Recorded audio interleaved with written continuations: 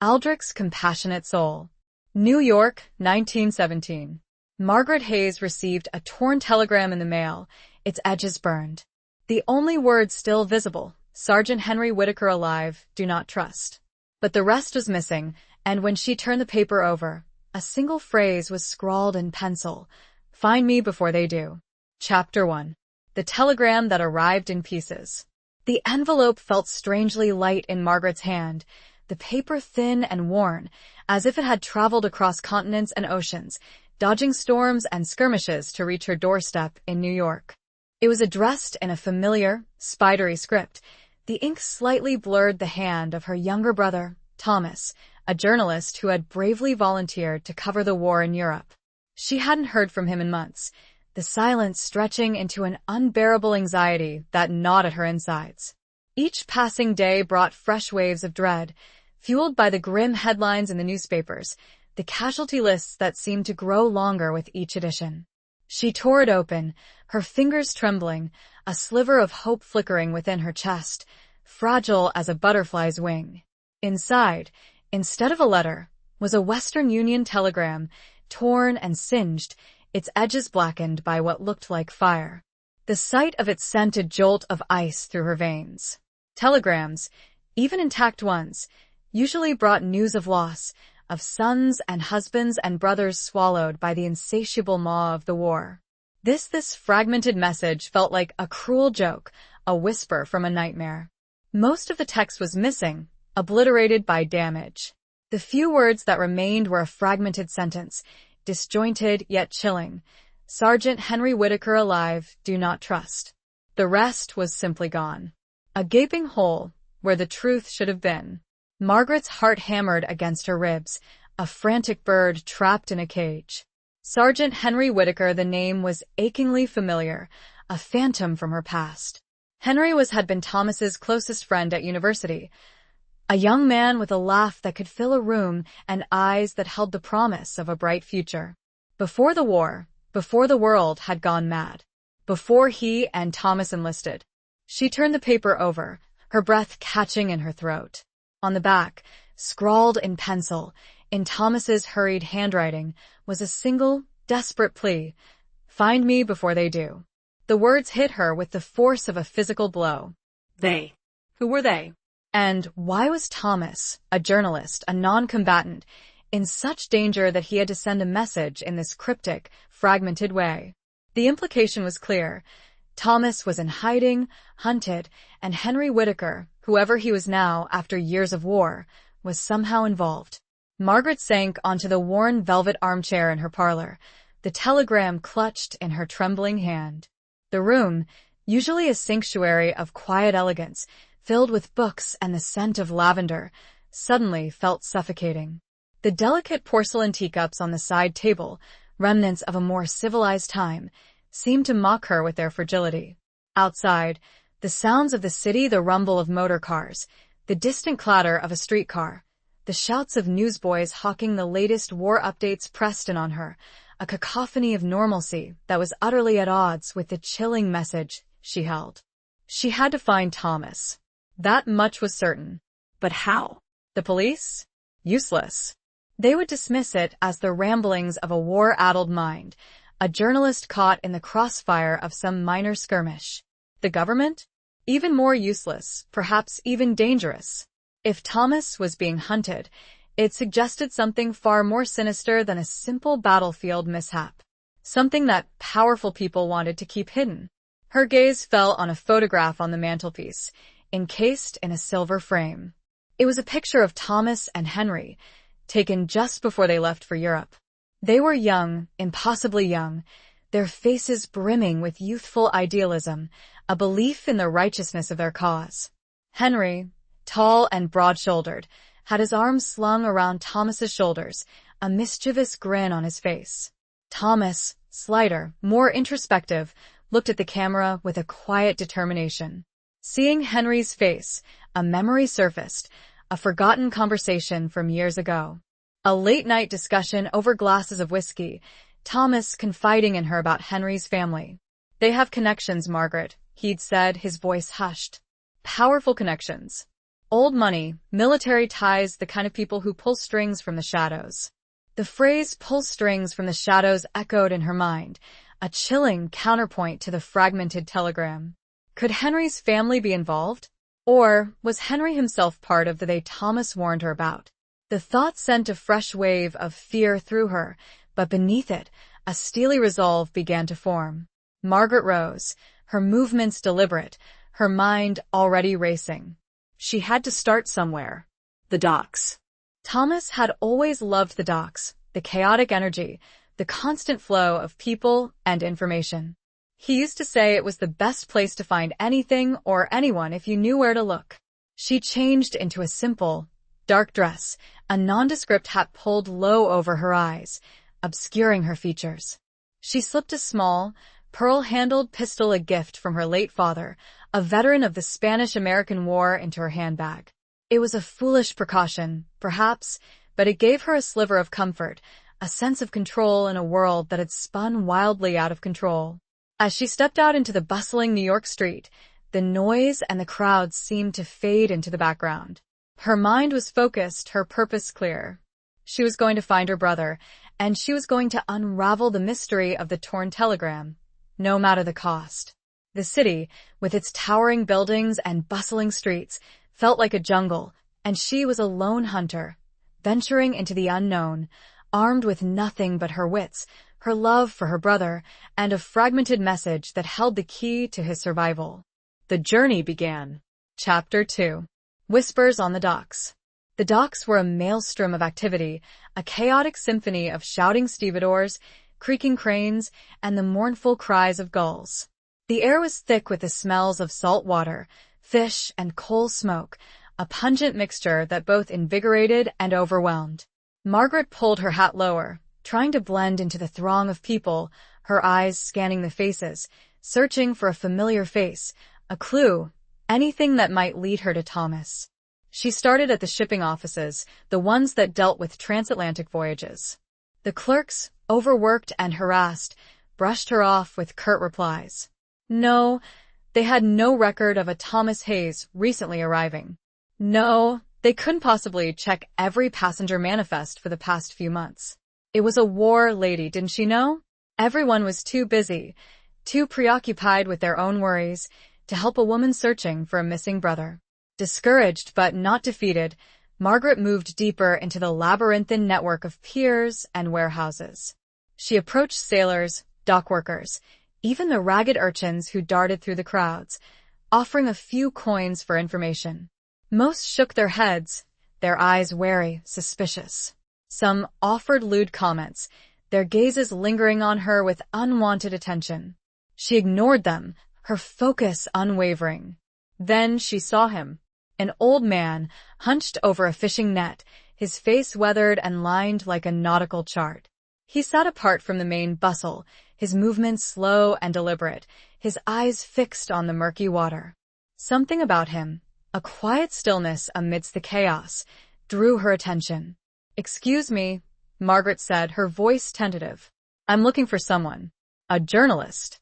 Thomas Hayes." The old man didn't look up. He continued mending his net, his fingers surprisingly nimble despite their age. "Lots of folks looking for someone these days," he mumbled, his voice raspy. "War does that. Takes people away." "He sent me a message," Margaret persisted, pulling the torn telegram from her handbag. "It's incomplete. He mentioned a Sergeant Henry Whitaker." The old man finally looked up, his eyes, the color of faded denim, piercing her with an intensity that made her shiver. He studied her face, his gaze lingering on the telegram in her hand. "Whitaker," he repeated, the name a low growl. "That name carries weight around here. Dangerous weight." Margaret's heart quickened. "Do you know him?" The old man chuckled, a dry, humorless sound. "Know of him. Everyone on the docks knows of the Whitakers. Old family. Powerful. Ruthless. They own half the shipping lines in this city. And they have other interests." "Other interests?" Margaret prompted, her voice barely a whisper. "Let's just say they're not afraid to get their hands dirty. During the war, their ships carry more than just cargo. They carry secrets, and sometimes they make people disappear." The old man's words confirmed her worst fears. Thomas was caught in something far bigger, far more dangerous than she had imagined. My brother, he was investigating something. Something to do with the Whitakers. He was a fool, the old man said bluntly. Some things are best left buried, especially during a war. But he sent this, Margaret insisted, holding up the telegram. He said to find him. Before they do. The old man sighed, his shoulders slumping. He looked out at the water, his gaze distant, as if seeing something beyond the grimy surface. There's a tavern, he said finally. The Rusty Anchor. Down by Pier 17. It's a rough place. Sailors, spies, smugglers, you might find someone there who knows something. But be careful. The Whitakers have eyes and ears everywhere. Margaret thanked him, pressing a few dollar bills into his calloused hand. He nodded, his gaze returning to his net. One more thing, he said, his voice low. There's a woman. They call her Silas. She runs a network. Information mostly. She knows things. If anyone can help you find your brother, it's her. But she doesn't come cheap. And she doesn't trust easily. Margaret memorized the name. Silas. It sounded like a code name, a whisper in the shadows. The Rusty Anchor. Pier 17. Her path, though still shrouded in darkness, was becoming clearer. She walked away from the old man, her steps more determined, her heart pounding with a mixture of fear and anticipation. The docks, once a bewildering maze, now felt like a hunting ground. She was no longer just a woman searching for her brother. She was a player in a dangerous game, a game where the stakes were life and death. And she was determined to win. As the sun began to set and the longshoremen called it quits for the night, she headed toward the Rusty Anchor. Chapter 3. The Society of Shadows. The Rusty Anchor was a dimly lit, smoky den, reeking of stale beer, cheap tobacco, and desperation. The air was thick with the murmur of hushed conversations, punctuated by occasional bursts of raucous laughter or angry shouts.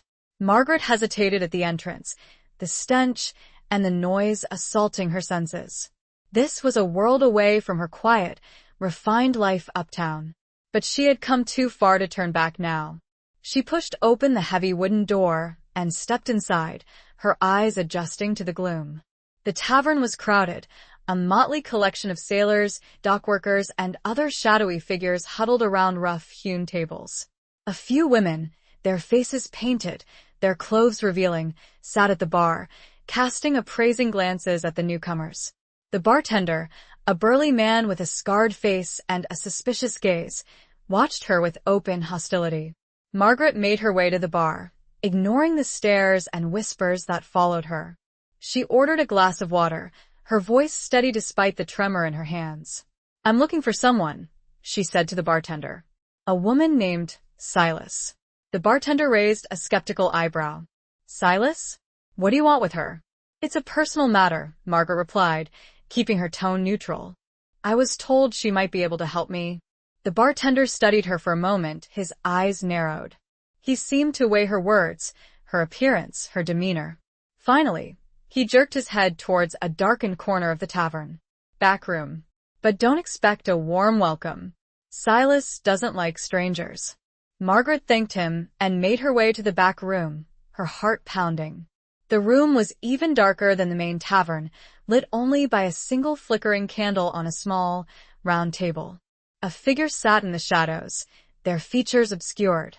As Margaret approached, the figure spoke, a woman's voice, low and husky, with a faint foreign accent. You're looking for me? Margaret nodded, her throat dry. I was told you might be able to help me find someone. My brother. He's missing. The woman leaned forward, the candlelight illuminating her face. She was older than Margaret had expected, perhaps in her late 50s, with sharp, intelligent eyes that seemed to see right through her. Her face was lined, but not with age, more with experience, with hardship, with secrets. She wore a simple, dark dress, but there was an air of authority about her, a quiet confidence that commanded respect. Your brother's name? Silas asked. Thomas Hayes. He's a journalist. He was investigating the Whitakers. Silas's eyes narrowed slightly. The Whitakers. A dangerous family to cross. What makes you think I can help? Margaret pulled out the torn telegram, placing it on the table. He sent me this. It's fragmented. But he mentioned Sergeant Henry Whitaker, and he said to find him before they do. Silas picked up the telegram, examining it closely. She traced the burned edges with her finger, her expression unreadable. This is intriguing. And reckless. Your brother was playing with fire. I know, Margaret said, her voice pleading. But I have to find him. He's all I have left. Silas leaned back in her chair, her gaze fixed on Margaret. Finding people is my business. But it's not charity. Information comes at a price. I'm willing to pay, Margaret said quickly. Anything. Silas smiled, a thin, humorless smile. It's not always about money. Sometimes it's about loyalty. Trust. I need to know I can trust you. That you're not working for the Whitakers. Margaret met her gaze, her own eyes unwavering. I swear to you, I'm not. I just want to find my brother. I'll do whatever it takes. Silas studied her for a long moment, her eyes searching, probing. Finally, she nodded, a slow, deliberate movement. Very well. I'll help you. But you need to understand, this is a dangerous game. The Whitakers have powerful enemies. And some of those enemies are less than scrupulous. What do you mean? Margaret asked, a chill running down her spine. There's a war on, Miss Hayes. Not just the one across the ocean. There's a war being fought in the shadows. A war of spies, of secrets, of betrayals. Your brother stumbled into something big. Something that could change the course of the war. What is it? Margaret pressed, her voice urgent. What was he investigating? Silas hesitated, her gaze flickering to the doorway. It's not safe to talk here. Too many ears. Meet me tomorrow night. Midnight. At the old abandoned church on Bleecker Street. I'll tell you what I know. And we'll make a plan. Margaret agreed, her mind racing. The old abandoned church. It was a place of shadows, of forgotten memories, of secrets whispered in the dark. It was the perfect place for a meeting of this kind. A meeting that could lead her to her brother, or to her own destruction. She had to know more, no matter how dangerous that path would be. Chapter 4. A meeting in Central Park. The next day dawned gray and overcast, the sky mirroring Margaret's mood. She spent the morning pacing her apartment, restless and anxious, the hours crawling by with agonizing slowness. She tried to read, to sew, to distract herself, but her mind kept returning to the meeting with Silas, to the fragmented telegram, to the ominous warnings about the Whitakers. She decided to take a walk in Central Park, hoping the fresh air and the relative tranquility would calm her nerves. The park was a familiar refuge, a place where she had often sought solace in the past. But today, even the beauty of the autumn leaves, the vibrant reds and golds against the gray sky, failed to soothe her. As she walked along a winding path, lost in thought, she noticed a figure sitting on a bench, partially hidden by a cluster of trees. He was tall and broad-shouldered, dressed in a dark coat, his face obscured by the shadow of a hat. Something about him, a familiar stance, a sense of quiet intensity, made her heart skip a beat. She approached cautiously, her hand instinctively reaching for the small pistol in her handbag. As she drew closer, the figure turned, and she gasped. It was Henry Whitaker. He looked older, harder, than the young man in the photograph. The war had etched lines on his face, deepened the shadows around his eyes. But his eyes, those intense blue eyes, were unmistakable. Margaret? He said, his voice a low murmur. Is that really you? She nodded, speechless, her mind reeling. How had he found her? Was he part of the they Thomas had warned her about? Or was he something else? I received a telegram, she stammered, her voice trembling. From Thomas. He mentioned your name. Henry's expression darkened. The telegram. I know about it. It's complicated. Complicated? Margaret repeated, her voice rising. My brother is missing. He's in danger. And you're telling me it's complicated? Henry stood up, his gaze locking with hers. I know he's in danger, Margaret. That's why I'm here. I want to help you find him. Help me? she said, her voice laced with suspicion. Why should I trust you? Thomas said. He said not to trust one. Know what he said. Henry interrupted, his voice tight. But things are not what they seem. Thomas, he was misled. He didn't understand the whole picture. Then explain it to me, Margaret demanded, her fear giving way to anger. Explain why my brother is being hunted. Explain why you're here, after all these years. Henry hesitated, his gaze flickering around the park, as if checking for eavesdroppers. Not here. It's not safe. Meet me tonight, at the Bethesda Fountain. 10 o'clock. I'll tell you everything. Margaret hesitated. Trusting him was a risk, a huge risk. But she had no other leads, no other options. And something in his eyes, a flicker of genuine concern, a hint of desperation, made her believe, against her better judgment, that he might be telling the truth. All right, she said, her voice firm. 10 o'clock. But if you're lying to me, Henry Whitaker, I swear. He held up his hand, silencing her. I'm not lying, Margaret. I promise you. I want to help you find Thomas. And I want to clear my name. Because I'm being hunted too. His words sent a shiver down her spine. Hunted. Just like Thomas. The game, whatever it was even more dangerous than she had imagined. And she was caught in the middle, with no idea who to trust, who to believe. She agreed, and then watched him walk away. She touched her fingers to her lips, feeling as if some spell had been cast. Chapter 5. The Ghost of Flanders Field. The Bethesda Fountain, bathed in the soft glow of the moon, seemed to shimmer with an ethereal beauty. The water cascaded down the bronze statue of the Angel of the Waters, creating a soothing, almost hypnotic sound. But Margaret's nerves were frayed, her senses on high alert. She arrived early, scanning the shadows, her hand resting on the small pistol in her handbag. Henry arrived precisely at 10 o'clock, emerging from the darkness, like a phantom. He looked even more haggard than he had earlier, his face pale, his eyes shadowed with exhaustion.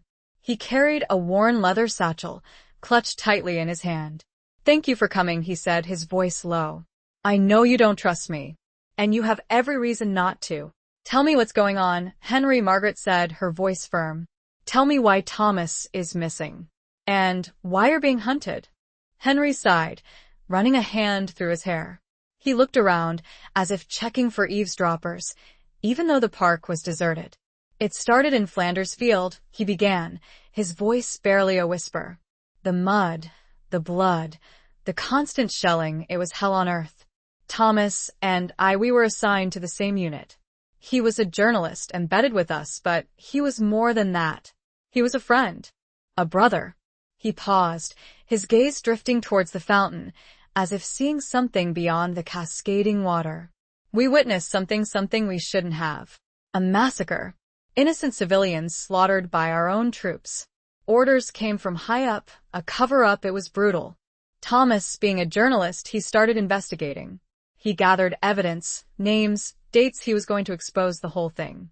Margaret's breath caught in her throat. A massacre. A cover-up. The war, already a monstrous tragedy, was even more horrific than she had imagined. And you, what was your role? Henry's eyes met hers, his gaze filled with a mixture of guilt and pain. I was a soldier. I followed orders. But I helped Thomas. I gave him information, contacts. I knew it was risky, but I couldn't stand by and do nothing. The telegram, Margaret said, her voice trembling. Thomas said not to trust. Who was he talking about? The Whitakers, Henry said, his voice bitter. My own family. They're involved, Margaret. Deeply involved. They're profiting from the war, supplying weapons, munitions, and they're covering up the massacre. They have connections in the military, in the government. They're untouchable. Margaret's mind reeled. Henry's own family. It was a betrayal of unimaginable proportions. But why are they hunting you?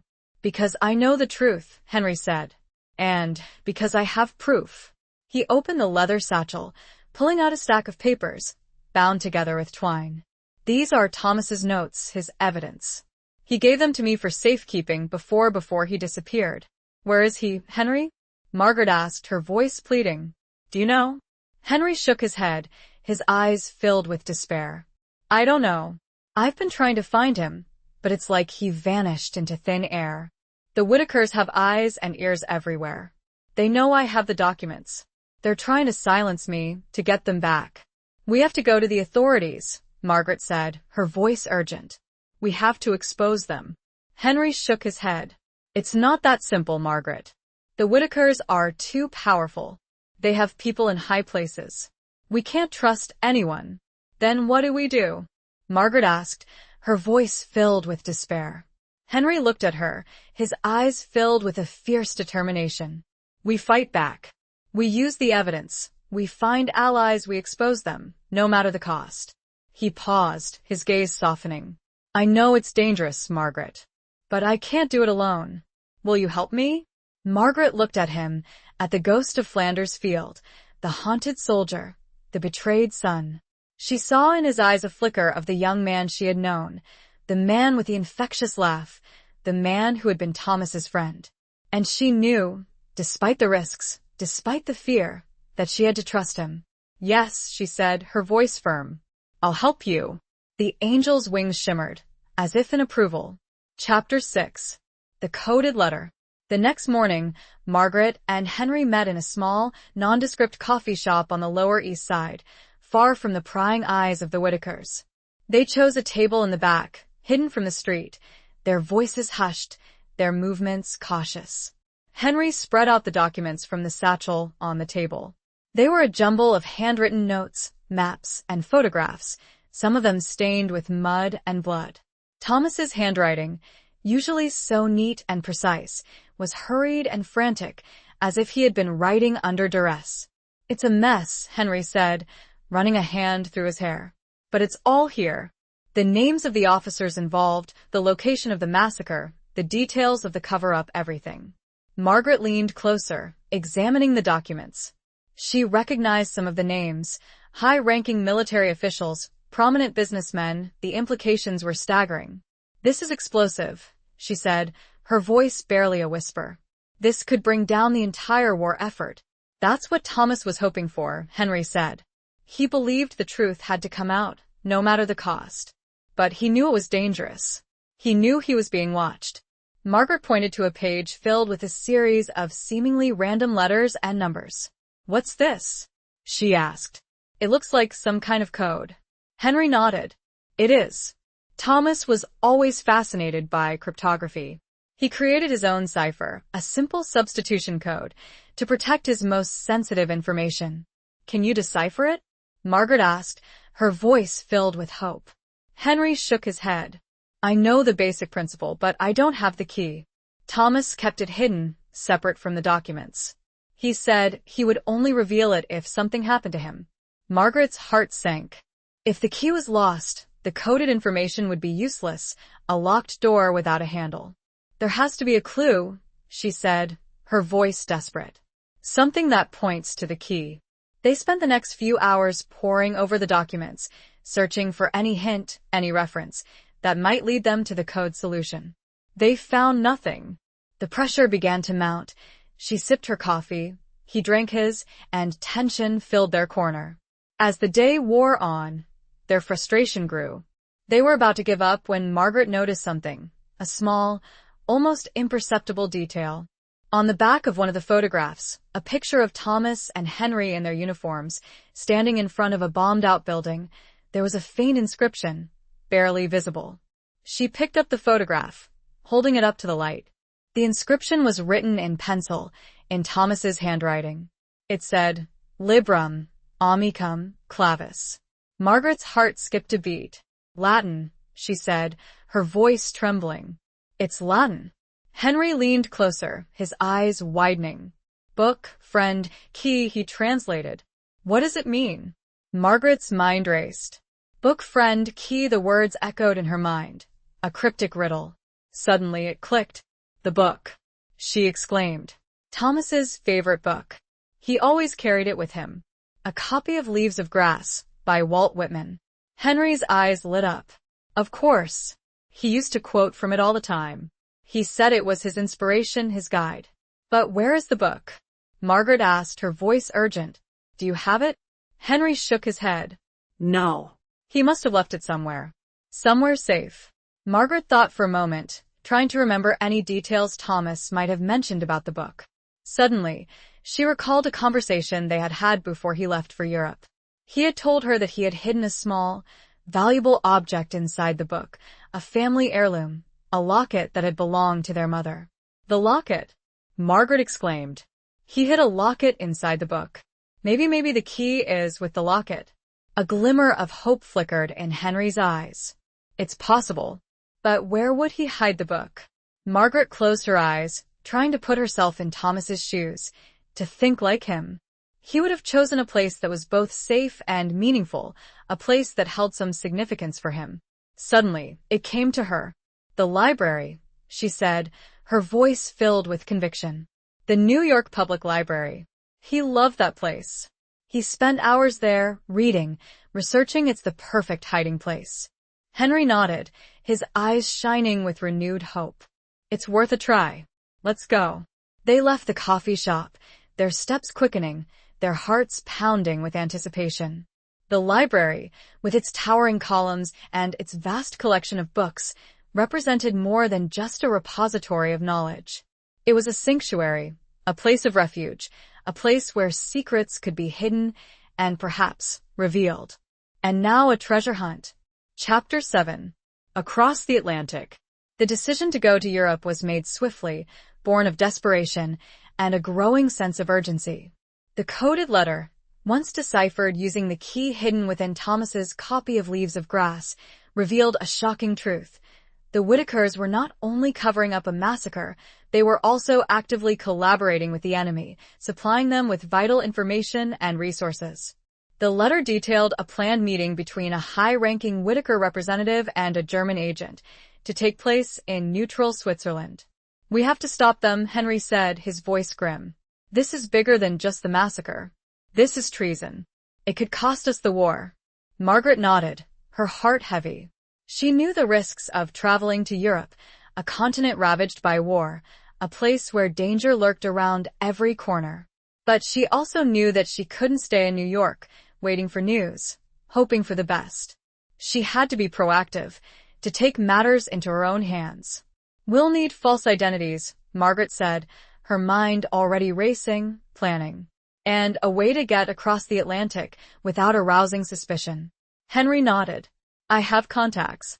People who owe me favors. I can arrange passage on a merchant ship, sailing under a neutral flag. It won't be comfortable, but it's the safest option. They spent the next few days preparing for the journey, gathering supplies, securing false documents, and making arrangements for their departure.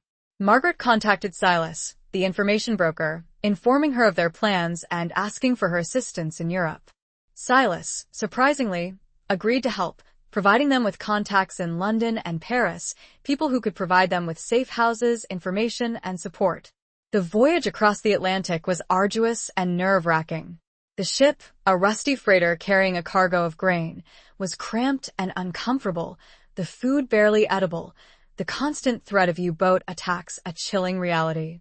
Margaret and Henry spent most of their time below deck, hidden in a small, stuffy cabin, their conversations hushed, their movements cautious. They used the time to study the decoded letter, memorizing the details of the planned meeting, the names of the individuals involved, the location of the rendezvous. They also practiced their cover stories, rehearsing their false identities, perfecting their accents, preparing for the inevitable interrogations. Margaret found herself drawn to Henry, his quiet strength, his unwavering determination, his deep-seated sense of guilt and remorse. She saw in him a man haunted by his past, burdened by the weight of his family's sins, desperate to redeem himself. She also saw a flicker of the young man she had known, the man with the infectious laugh, the man who had been Thomas's friend.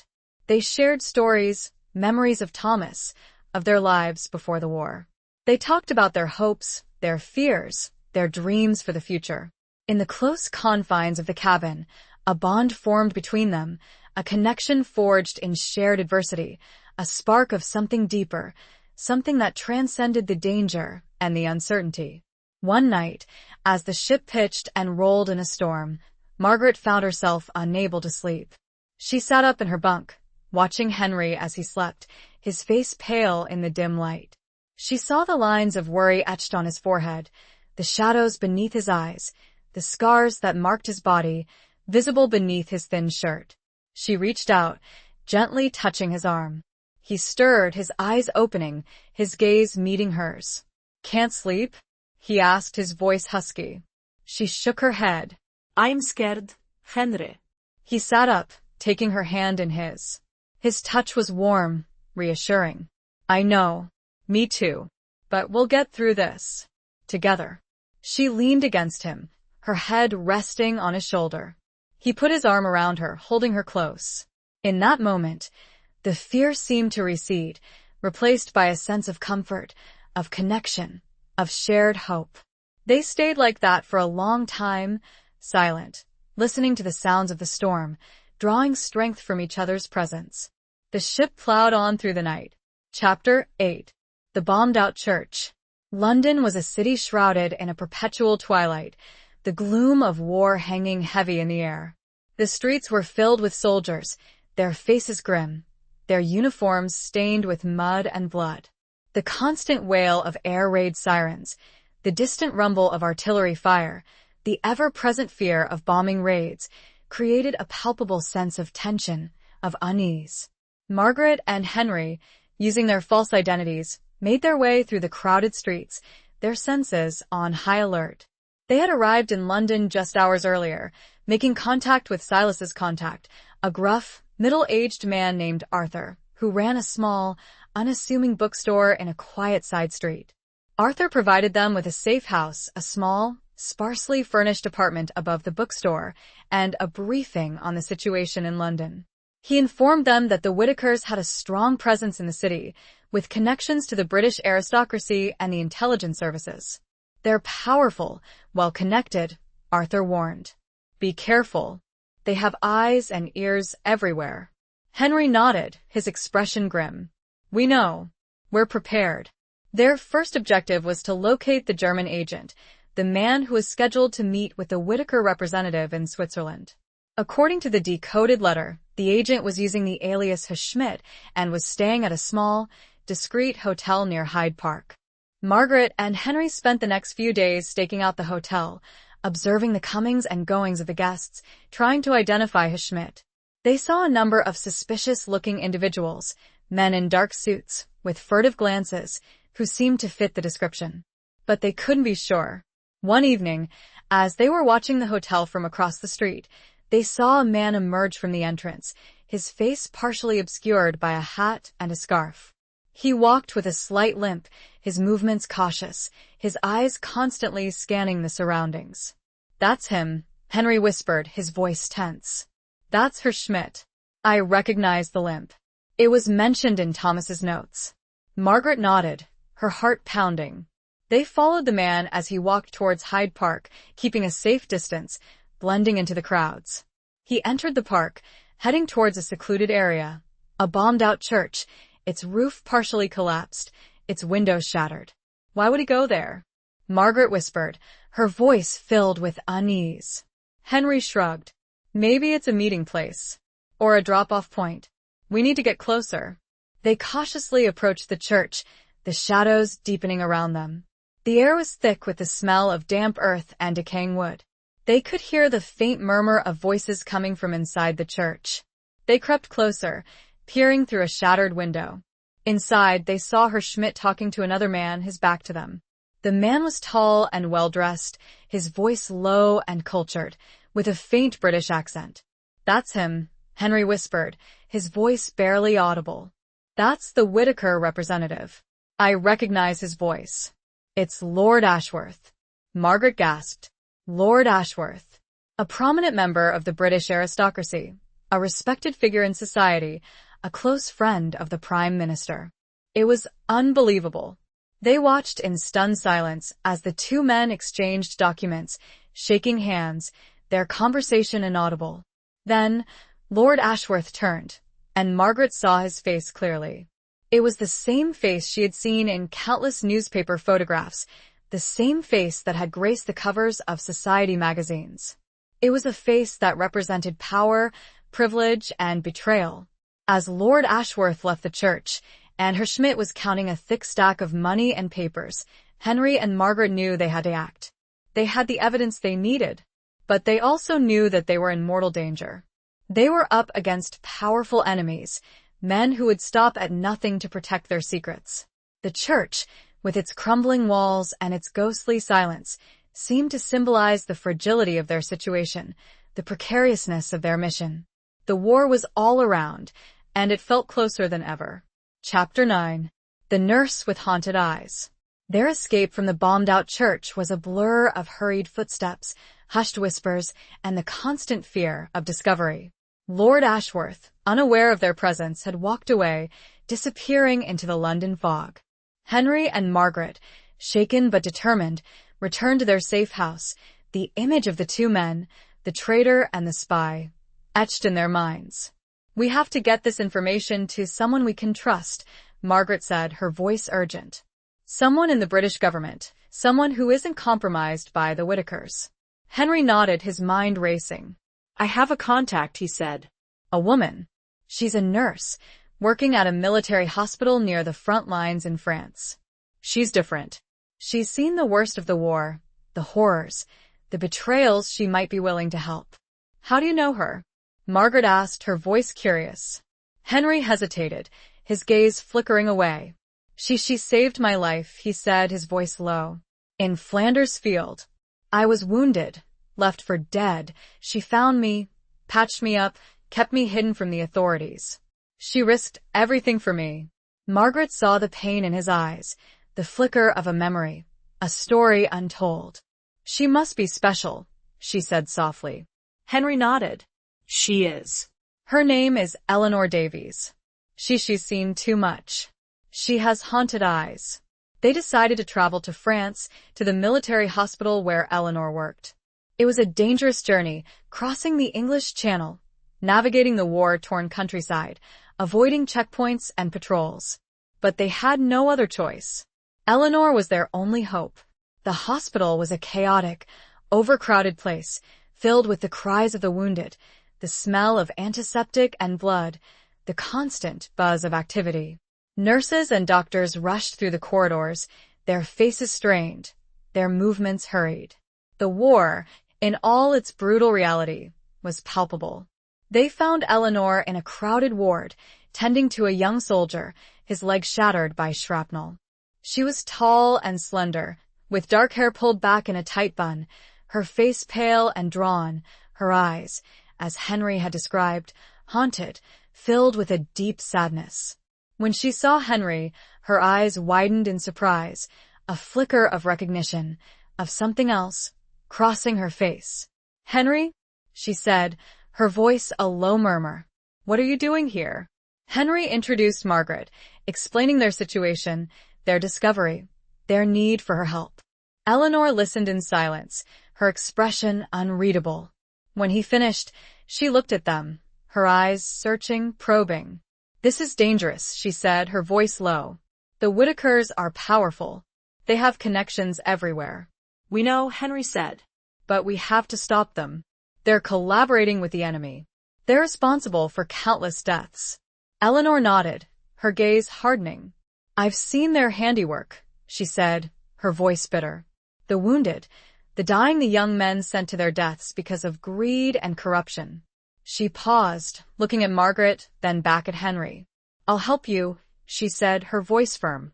"But you need to understand this is a war zone. Trust is a luxury we can't afford. There are spies everywhere, informers, double agents. We have to be careful." Margaret and Henry exchanged a glance. They knew the risks, but they also knew that they had found an ally, a woman of courage and conviction, a woman who, like them, was willing to fight for what was right, no matter the cost. Eleanor led them to a small, private room, a storage closet filled with medical supplies. She closed the door, her voice hushed. "I have contacts in the French resistance," she said. "They can help us get the information to the right people. But it will take time. And it will be dangerous." Margaret and Henry nodded.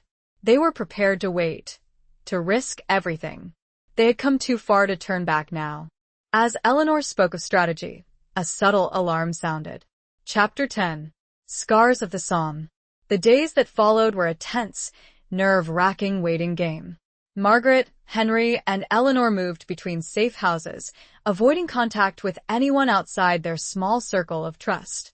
Eleanor used her connections within the hospital and the French resistance to gather information, to verify their evidence, to prepare for the next step. Margaret found herself drawn to Eleanor, her quiet strength, her compassion, her unwavering dedication to her patients. She saw in her a kindred spirit, a woman who had faced unimaginable horrors and had emerged stronger, more resilient. She also saw the unspoken connection between Eleanor and Henry, the lingering glances, the subtle touches, the shared memories of a past that was both painful and precious. She realized that their bond was deeper than she had initially imagined, a connection forged in the crucible of war, a love that had survived the trenches, the blood, and the loss. One evening, as they were sitting around a small table in a dimly lit safe house, sharing a meager meal of bread and cheese, Margaret asked Eleanor about her past, about her experiences in the war. Eleanor hesitated, her gaze flickering to Henry, then back to Margaret. "It's not a pretty story," she said, her voice low. "I've seen things that no one should ever see. The Somme, Verdun, Passchendaele, the names are synonymous with death, with destruction, with the utter futility of war." She paused, her eyes clouding over with memories. "I was a young nurse, idealistic, naive. I believed in the cause, in the glory of war. But the reality was a nightmare. The endless stream of wounded, the amputations, the screams, the smell of death, it changes you. It scars you inside and out." Margaret reached out, gently touching her hand. "I understand," she said softly. "My brother, he was a journalist. He saw the same horrors. He wrote about them, trying to expose the truth." Eleanor nodded, her gaze meeting Margaret's. "Your brother was a brave man," she said. "He was fighting a different kind of war, a war against lies, against corruption." Henry, who had been silent until now, spoke up, his voice low and filled with emotion. "He was my friend," he said. "And I failed him. I should have protected him." Eleanor looked at him, her eyes filled with compassion. "You did what you could, Henry," she said. "You risked your life for him. You're still risking your life for him." She paused, then turned back to Margaret. "The war, it leaves its mark on everyone," she said. "Some scars are visible, some are hidden. But we all carry them. We all have to find a way to live with them, to move forward, to find hope in the darkness." Margaret looked at Eleanor, at Henry, at the scars of the Somme that marked their bodies and their souls. She realized that they were all wounded, all survivors, all bound together by the shared trauma of war. But they were also bound together by something else, something stronger, something that transcended the pain and the loss, a shared sense of purpose, a commitment to justice, a belief in the power of truth. And, in that shared purpose, she found a flicker of hope, a glimmer of light in the overwhelming darkness. The weight of responsibility fell heavier. Chapter 11. The Spy Among Us. The carefully laid plans began to unravel with a whispered word, a misplaced document, a subtle shift in the atmosphere. Margaret, Henry, and Eleanor had been meticulous in their precautions, trusting only a handful of people, communicating in code, moving frequently between safe houses. But they had underestimated the reach of the Whitakers, the insidious nature of their network. One evening, as they were preparing to meet with a contact from the French resistance, a man who was supposed to provide them with forged documents and a route to Switzerland, they received a coded message from Silas, the information broker. The message was brief and chilling: betrayal. Trust no one. Meeting compromised. Henry's face paled. "It's a trap," he said, his voice grim. "They know about the meeting. They know about us." Margaret's heart pounded. "But how?" she asked, her voice trembling. "Who could have betrayed us?" Eleanor's eyes narrowed, her gaze sweeping the room, as if searching for an unseen enemy. "There's a spy among us," she said, her voice low. "Someone we trusted. Someone who has been feeding information to the Whitakers. Suspicion fell on each member of their small circle, the faces of their allies blurring into a kaleidoscope of doubt and fear. Arthur, the bookstore owner in London? The contact from the French resistance?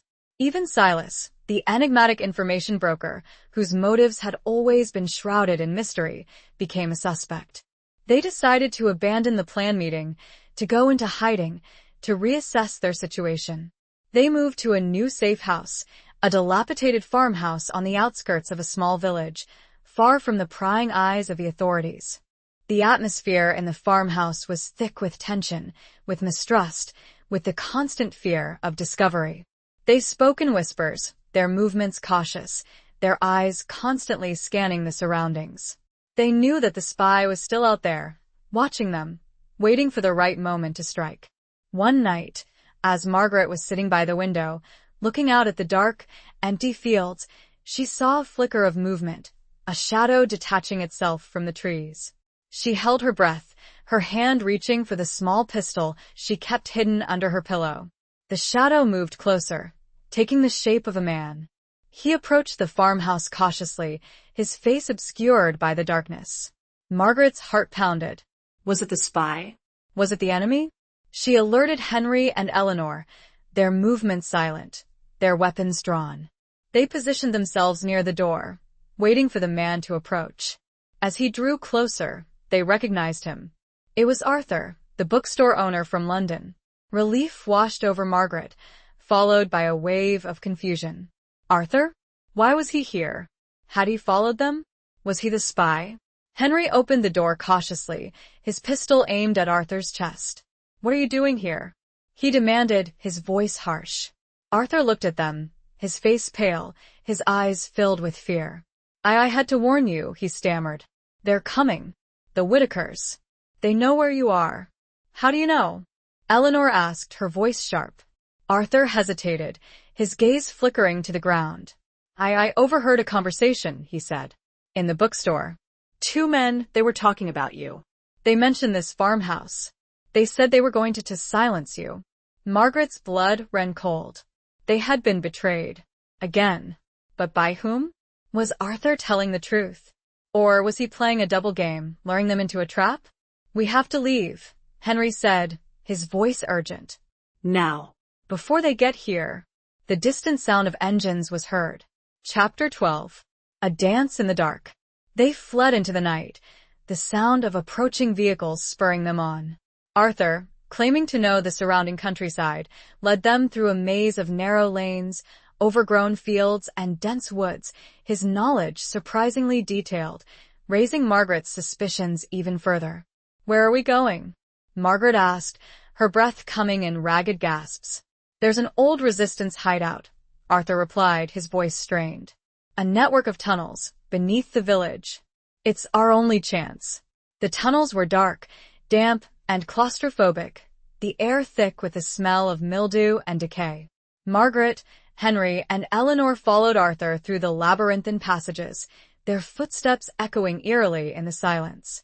The fear of being trapped, of being caught in the darkness, was almost overwhelming. As they navigated the tunnels, Margaret's suspicions about Arthur continued to grow. His knowledge of the hideout, his insistence on leading the way, his evasive answers to her questions, it all pointed to a disturbing possibility.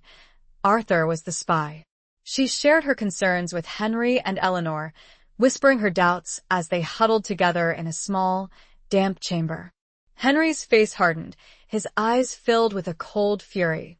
Eleanor, ever the pragmatist, nodded grimly. We have to be careful, she said, her voice low. We can't trust him. But we also can't afford to lose him. He knows the way out.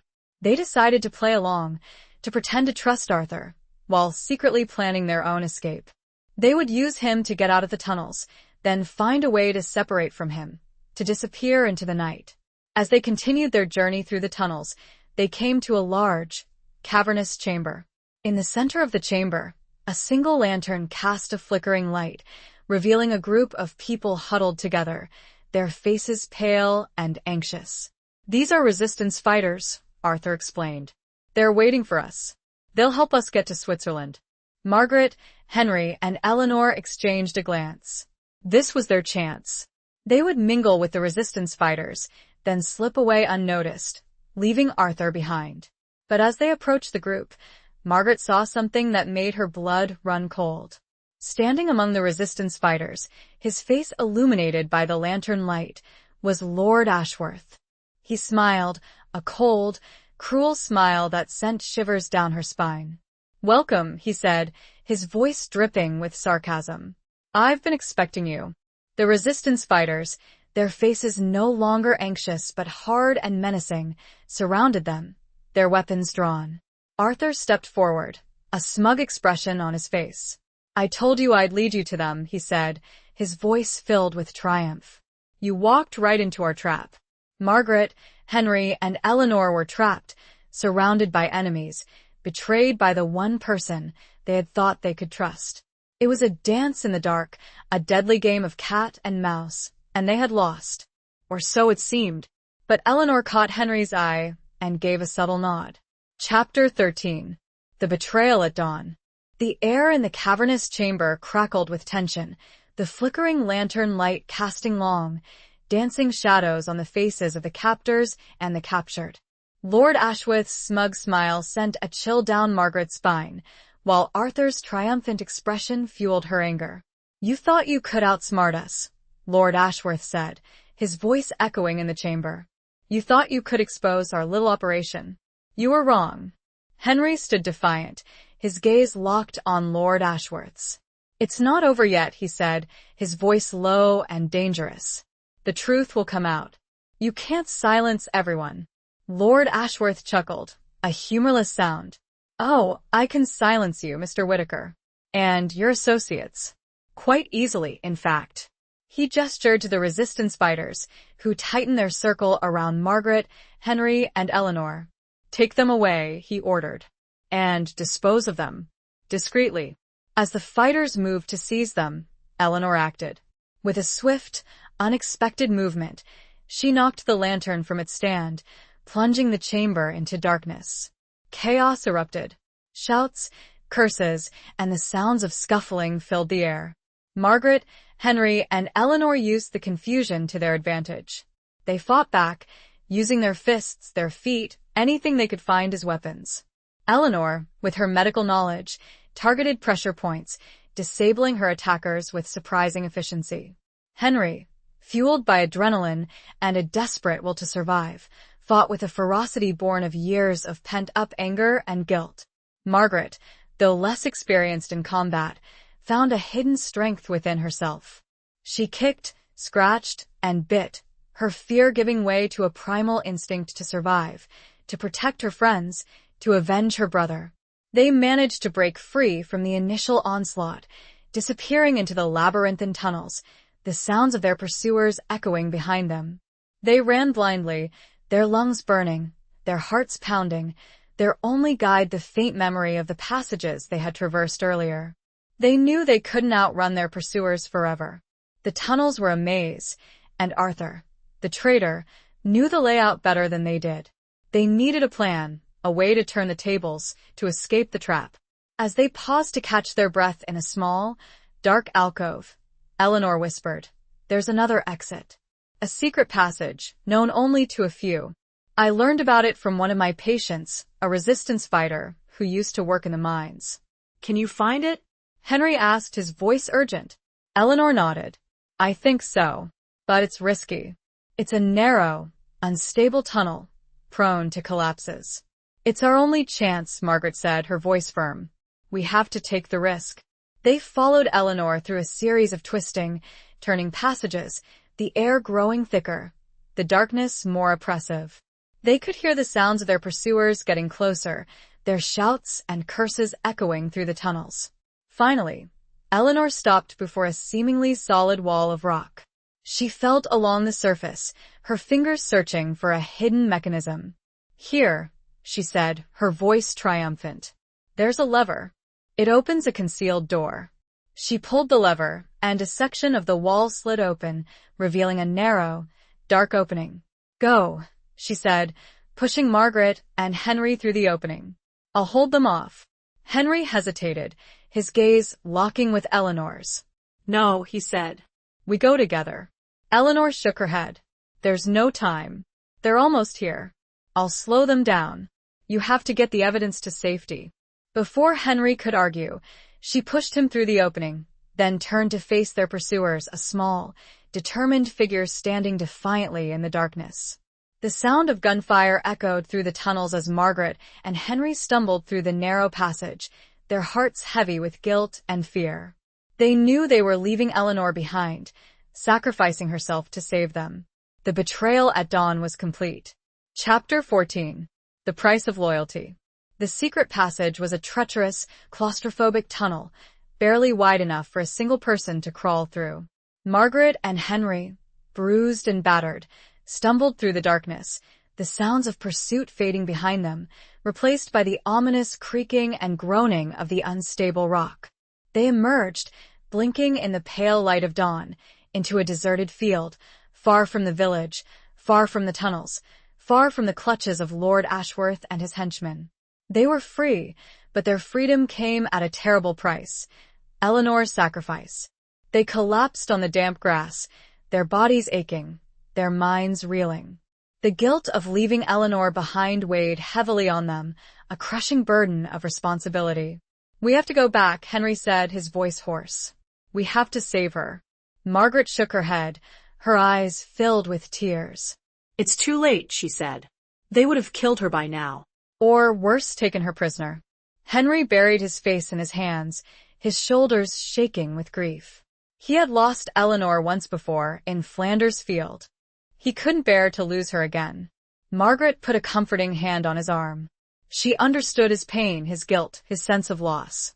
She too felt the weight of Eleanor's sacrifice, the price of loyalty in a world consumed by betrayal and deceit. They knew they couldn't stay there, exposed and vulnerable. They had to keep moving, to find a way to reach Switzerland, to deliver the evidence to the authorities, to expose Lord Ashworth and the Whitakers, to avenge Eleanor and Thomas. They found refuge in a small, abandoned barn, hiding among the hay bales, tending to their wounds, trying to formulate a plan. They were exhausted, hungry, and demoralized, but they refused to give up. They had come too far, sacrificed too much, to let their mission fail. As they sat in the silence of the barn, Margaret remembered something. The coded letter, the one they had deciphered using the key hidden in Thomas's book, mentioned a contact in Switzerland, a Swiss journalist named Klaus Richter, who was known for his anti-war stance and his investigative reporting. We have to find Klaus Richter, she said, her voice firm. He's our only hope. He can publish the evidence, expose the truth to the world. Henry nodded, his eyes filled with a renewed determination. But how do we get to Switzerland? He asked. The borders are heavily guarded. We'll never get across without being caught. Margaret thought for a moment, her mind racing. She remembered something else, a detail from one of Thomas's earlier letters, a reference to a secret smuggling route through the mountains, used by resistance fighters and refugees to escape the war. There's a way, she said, her voice filled with a flicker of hope. A mountain pass. It's dangerous, but it's our only option. They decided to take the risk, to attempt the perilous journey through the mountains, to reach Switzerland, to deliver the evidence, to fulfill their promise to Eleanor and Thomas. They knew the odds were stacked against them, but they were driven by a sense of purpose, a commitment to justice, a belief in the power of truth. And as dawn approached, a distant explosion could be heard. Chapter 15. Letters from a Stranger. The journey through the mountains was arduous and fraught with peril. Margaret and Henry, weakened by their ordeal, navigated treacherous trails, icy slopes, and hidden crevasses, the constant threat of detection by border patrols adding to the tension. They relied on their wits, their instincts, and the occasional help of sympathetic villagers who provided them with food, shelter, and directions. As they traveled, Margaret found herself increasingly drawn to Henry, his resilience, his quiet strength, his unwavering commitment to their mission. She saw in him not just a fellow survivor, but a man of honor, a man of courage, a man she could trust. One evening, as they were huddled together in a small, abandoned shepherd's hut, seeking refuge from a blizzard, Henry spoke about Eleanor, about his past, about the guilt he carried. "I should have saved her," he said, his voice low and filled with pain. "I should have stayed with her in the tunnels. I should have died with her." Margaret reached out, gently touching his arm. "She made her choice, Henry," she said softly. "She sacrificed herself to save us, to give us a chance to complete our mission. We can't let her sacrifice be in vain." Henry nodded, his eyes filled with tears. He knew Margaret was right, but the guilt still gnawed at him, a constant reminder of his perceived failure. As they continued their journey, they received unexpected help from an unlikely source. A series of letters, delivered to them by anonymous couriers, provided them with vital information: the location of safe houses, the movements of border patrols, the names of sympathetic contacts. The letters were signed simply a friend. Margaret and Henry were puzzled. Who was this mysterious benefactor? How did they know about their mission? And why were they helping them? "It could be Silas," Henry suggested. "She has connections everywhere. She might be trying to redeem herself for Arthur's betrayal." Margaret nodded, but she wasn't convinced. Silas's motives had always been ambiguous, her loyalty uncertain.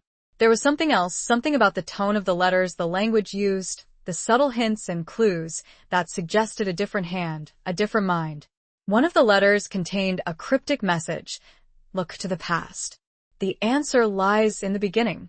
Margaret pondered the message, her mind racing. Look to the past. The answer lies in the beginning. What did it mean? What past? What beginning? Suddenly it clicked. The beginning. Thomas. The telegram. The fragmented message that had started it all.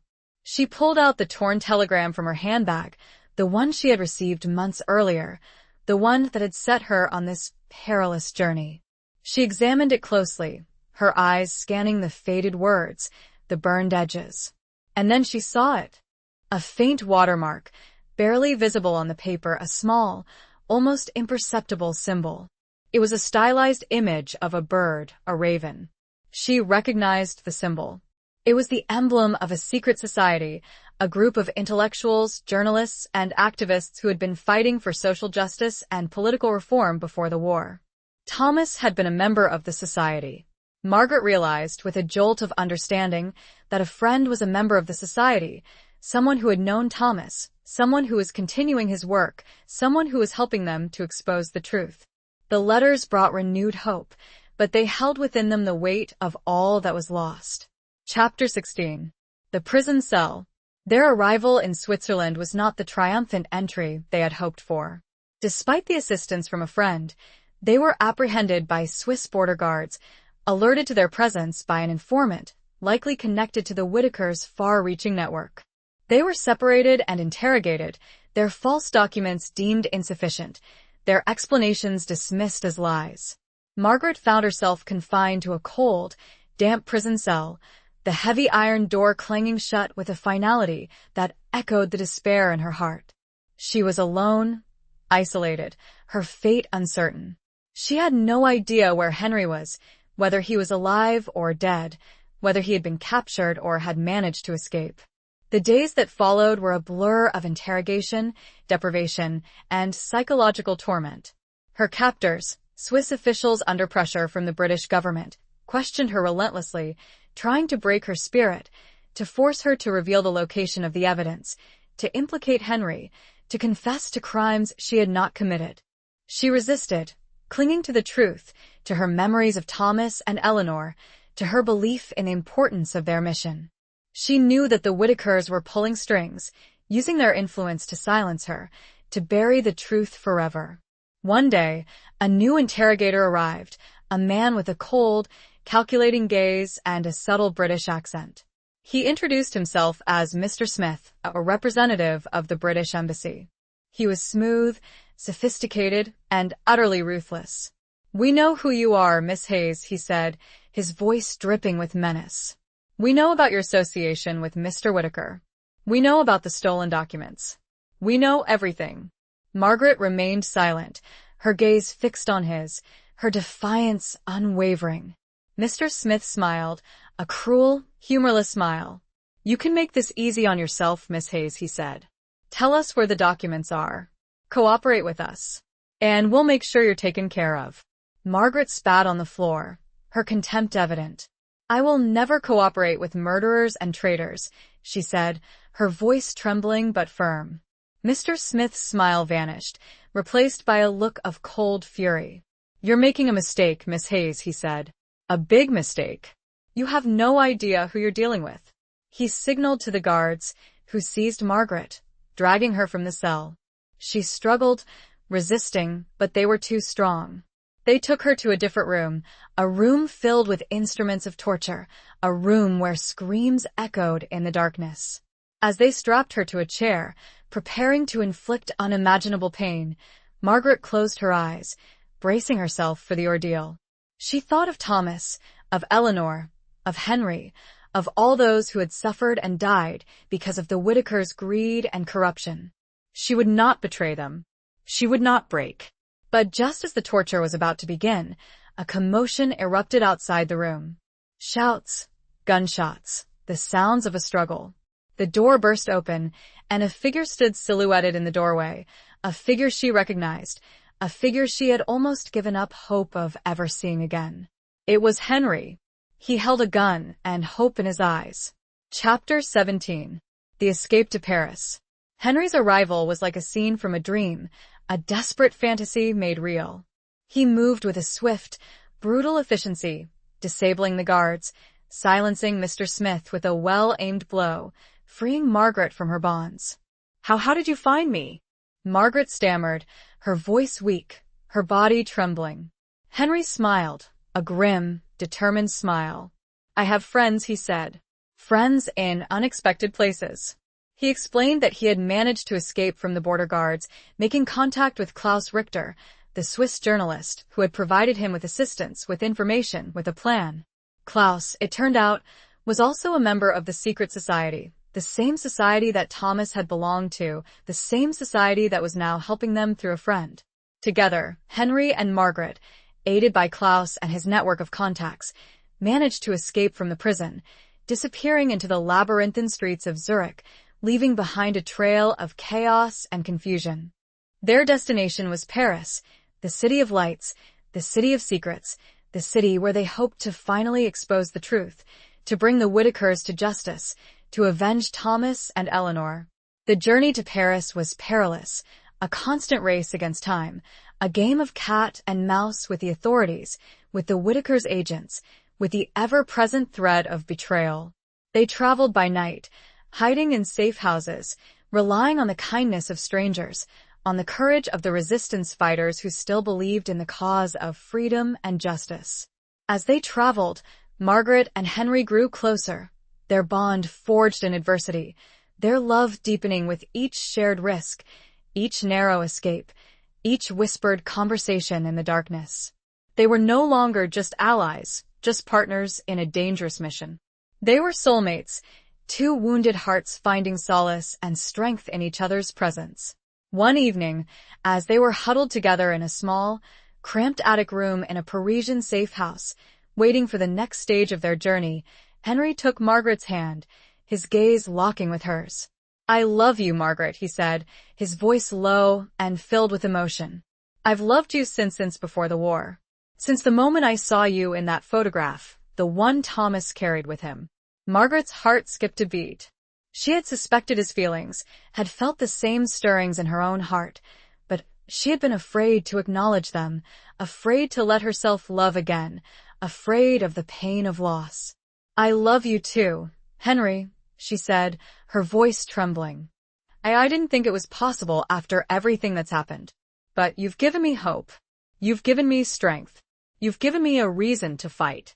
They kissed, a long, passionate kiss that sealed their love, a kiss that defied the darkness, the danger, the uncertainty of their future.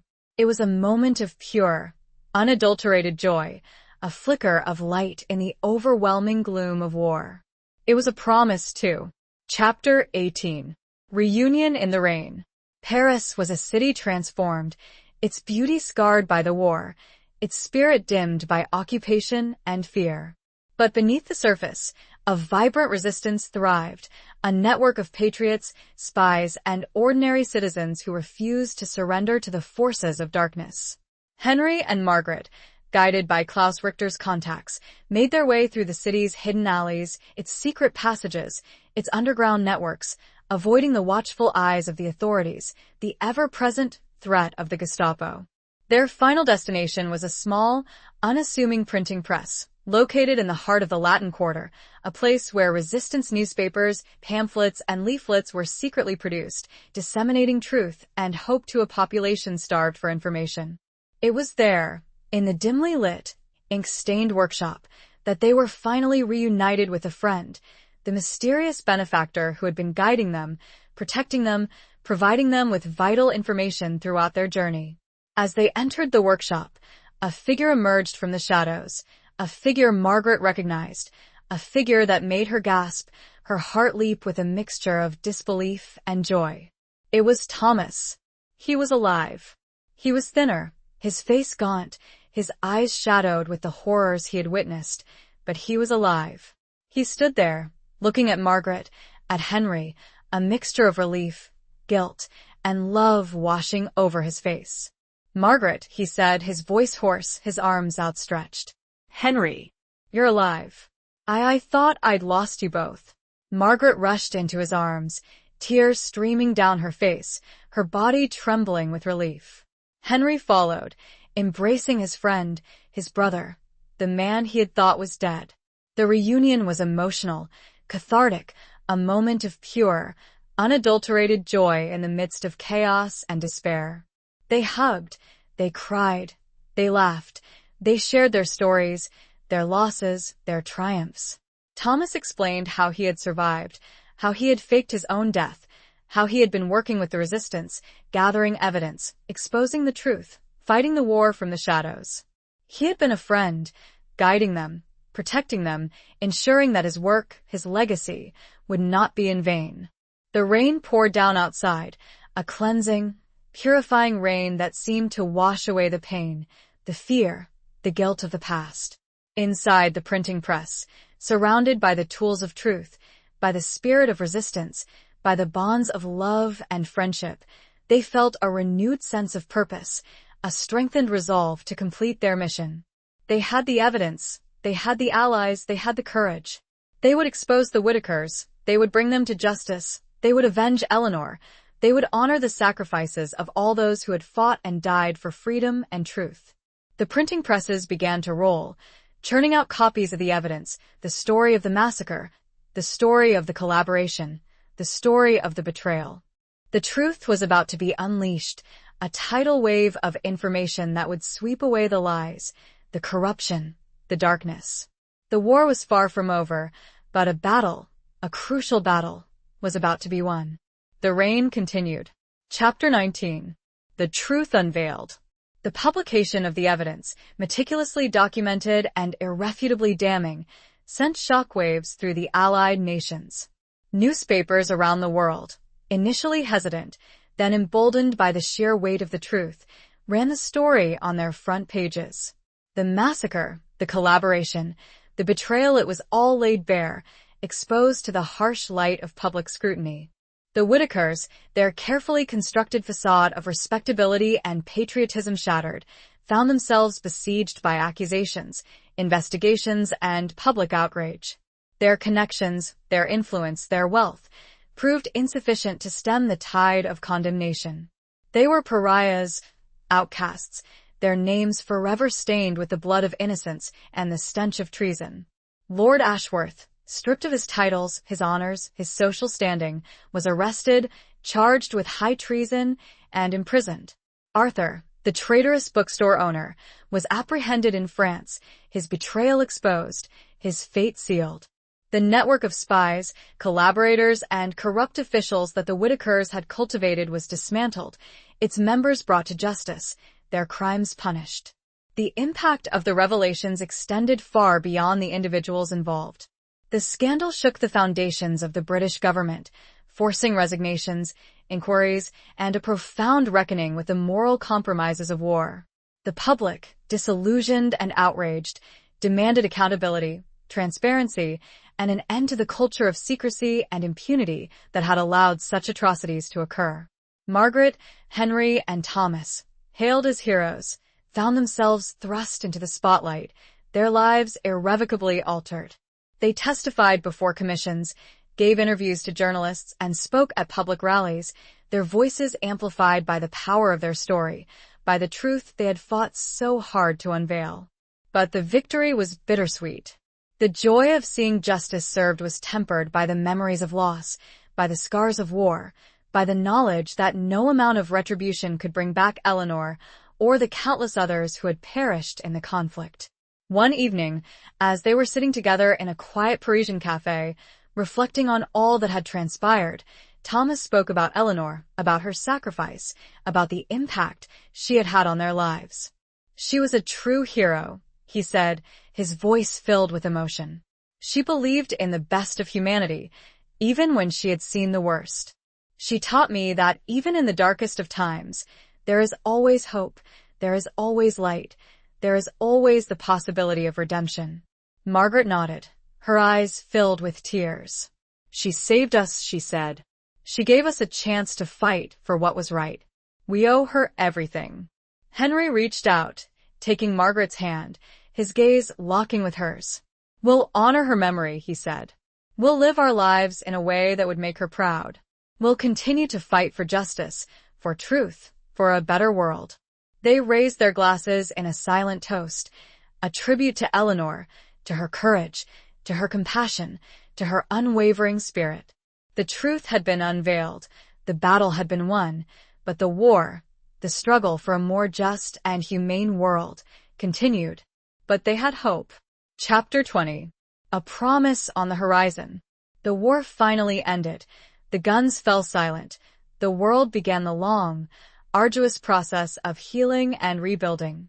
Margaret, Henry, and Thomas returned to New York, their lives forever changed by their experiences, their hearts heavy with the memories of loss, but also filled with a sense of purpose, a commitment to building a better future. They were no longer the same people who had embarked on that perilous journey years earlier. They had faced death, betrayal, and unimaginable horrors, but they had also found love, friendship, and a profound understanding of the human capacity for both good and evil. Henry and Margaret married, their love a beacon of hope in a world scarred by war. They settled in a small house on Long Island, far from the noise and chaos of the city, a place where they could find peace, solace, and a sense of belonging. Thomas, haunted by the memories of his wartime experiences, dedicated himself to journalism, to exposing injustice, to fighting for social reform, to ensuring that the sacrifices of those who had perished would not be forgotten. He became a renowned investigative reporter, a voice for the voiceless, a champion of the oppressed. The Whitakers, their empire crumbled, their reputation ruined, faded into obscurity, a cautionary tale of greed, corruption, and the ultimate price of betrayal. Their legacy was one of shame, a reminder that even the most powerful can be brought down by the truth. Years passed, seasons changed, life moved on. Margaret and Henry raised a family, their children growing up in a world that was still grappling with the legacy of the war, but also striving for a more peaceful, just, and equitable future. One spring day, as Margaret and Henry were walking along the beach, watching the waves crash against the shore, Henry stopped, turning to Margaret, his eyes filled with a deep, abiding love. "I made a promise," he said, his voice low and filled with emotion. "A promise to Eleanor, a promise to Thomas, a promise to myself. A promise to live a life worthy of their sacrifice, a life dedicated to truth, to justice, to love." Margaret smiled, her eyes meeting his, her heart overflowing with love and gratitude. "And you have kept that promise, Henry," she said. "You have more than kept it." He took her hand, his fingers intertwining with hers. "We have kept it," he said. Together, they stood there, hand in hand, gazing out at the vast expanse of the ocean, the horizon stretching before them, a symbol of hope, of possibility, of a future yet to be written. The war had left its scars, but it had also forged a bond between them, a love that had endured the test of time, a love that would continue to inspire them, to guide them, to sustain them through whatever challenges lay ahead. The sun set, casting a golden glow on the water, painting the sky with hues of orange, pink, and purple. It was a beautiful, peaceful evening, a promise of a brighter tomorrow, a testament to the enduring power of love, of hope, of the human spirit. It felt like a benediction. Epilogue. Decades later, an elderly Margaret sat on the porch of her Long Island home, the same house she and Henry had shared for so many years. The sun was setting, casting a warm, golden light across the lawn, the same light she had seen on that beach with Henry so many years ago.